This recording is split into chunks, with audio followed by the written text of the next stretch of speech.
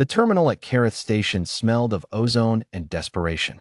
Princess Nora of the Veluan Dominion stood before a flickering holographic roster, her silver-scaled attendants fanning out behind her like nervous satellites. She was conducting what her court had delicately termed a diplomatic procurement, and what her father, the Emperor, had bluntly called finding a human guard dog before you walk into the conclave. The conclave of 7 sons. 14 delegations. 1 seat at the table that every empire in the Rim wanted. Nora scrolled through the Escort registry with a slender finger. The listings were laughably overpriced. Ex-military operators with glittering records, 40,000 credits for a week. Certified Aegis-class bodyguards, 65,000. 1 former Earth Special Operations soldier with 17 confirmed threat neutralizations was listed at 90,000 credits, and his profile photo made him look like a monument to controlled aggression. Nora's budget, after her father had deliberately kept her underfunded to teach humility, was 3,200 credits. She was about to close the registry when her attendant, Joe, tapped her shoulder and pointed to the very bottom of the list. Adam, independent contractor. Standard escort, security, and diplomatic assistance. Rate, 3,000 credits/week. No frills. There was no profile photo. No listed credentials. The reviews section contained exactly 2 entries. The first read, did the job. Quiet. The second read, unremarkable but reliable. Nora stared at it for a long moment. Book him, she said. Adam arrived at the docking bay 7 minutes early, which Nora noted. He was not what she expected. He was lean rather than massive, with dark eyes that moved constantly, not nervously, but methodically, cataloging everything. He wore civilian clothes, worn jacket, no visible weapons. He carried a single duffel bag. He looked like someone who had learned long ago that the most dangerous thing in any room was the one nobody was watching. Princess, he said, with a slight nod. No bow. No performance. Joe bristled. You will address Her Highness with. Joe. Nora raised a hand. He's addressed me. That's sufficient. Adam's eyes met hers briefly, and something passed between them that Nora couldn't quite name. Recognition, perhaps. The recognition of 2 people who understood that titles were armor, and armor was only as useful as the situation demanded. What do you know about the conclave? She asked him. 14 delegations, he said. Grath hegemony wants the seat to control mining rights on the outer spiral. Veluan wants it for trade route access. The Sethkai will sell their vote to whoever offers the best biological research access.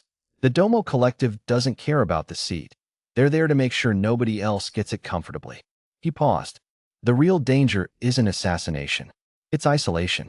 They'll try to separate you from your support, manufacture an insult, and then use your response to disqualify your delegation. Nora's attendants exchanged glances. You've attended the conclave before? She asked. No, he said simply. She decided not to press it. The Veluan star broke atmosphere and punched into transit space.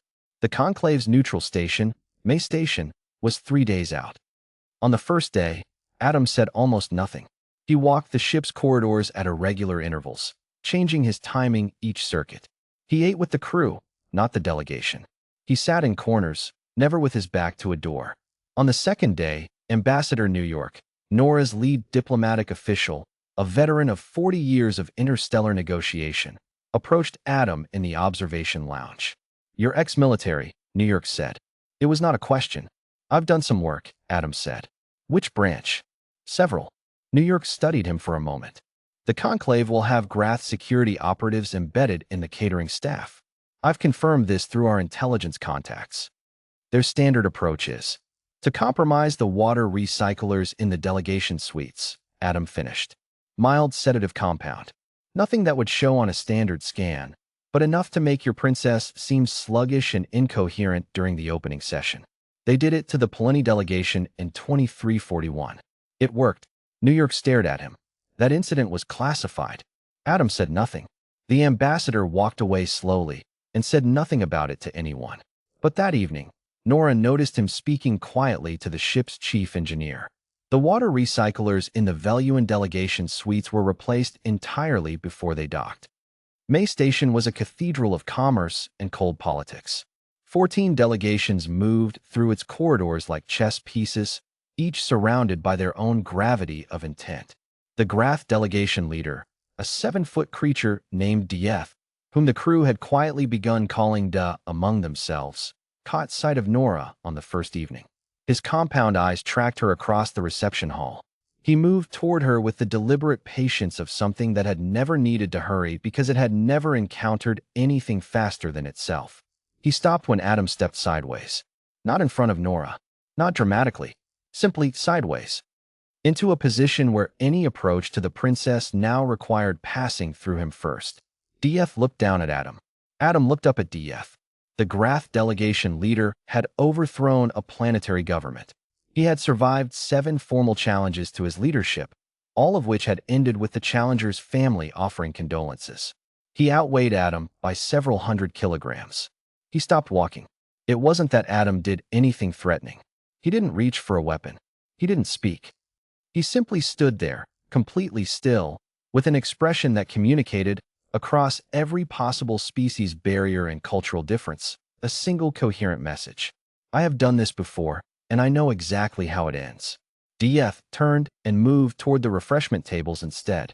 Jo, who had watched the entire exchange from 3 feet away, quietly excused herself to the restroom, where she spent several minutes in stunned silence. The third day brought the conclave's formal opening session. The proceedings had barely begun when the Sethkai representative raised a procedural challenge against the Veluan delegation's documentation, a technical objection that, if sustained, would have suspended Nora's speaking rights for the entire first week. It was elegant, surgical, and had clearly been prepared well in advance. Nora felt the floor drop out from under her. From the seat beside her, Adam leaned forward slightly and spoke, not to the assembled chamber, but to New York, in a voice barely above a whisper. The Sethkai filed the same challenge against the Domo Collective in 2338. The counter was a reciprocal filing under Article 7, Clause 9 of the Conclave Charter. Administrative burden of proof falls on the challenger in matters of documentation validity. The Domo's legal attaché won it in 40 seconds. The text of that ruling is in the public record.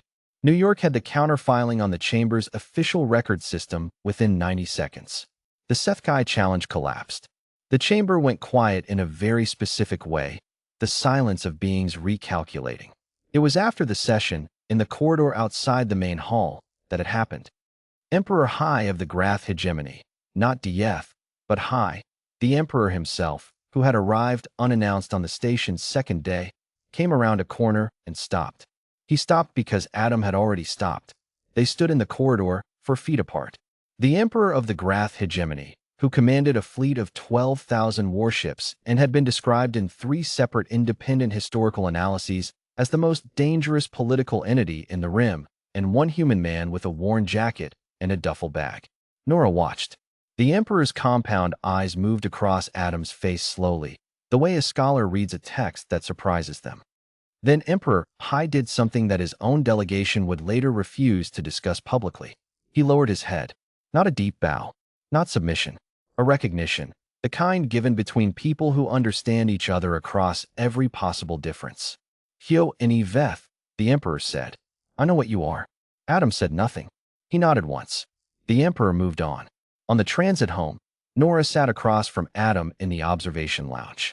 The stars streamed past in long, quiet lines. Who are you? She asked. Adam was quiet for a moment. Someone your father knew would do the job, he said. He arranged the listing.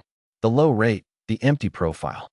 He wanted to see if you'd choose based on cost and dismiss the intel, or choose based on instinct. Nora absorbed this.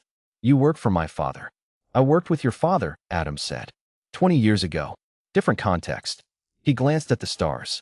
He needed to know you were ready to lead. Not just to negotiate, but to see. Nora thought about Dieth stopping in a reception hall. About a water recycler replaced in time. About an emperor's silent recognition in a corridor. And am I? She asked. Ready? Adam looked at her with those dark, methodical eyes. You chose me, he said simply. For 3,000 credits. Everyone else was looking for something that looked powerful. He picked up his datapad. You were looking for something that was. He returned to his reading. Outside, the stars continued their long, patient burning.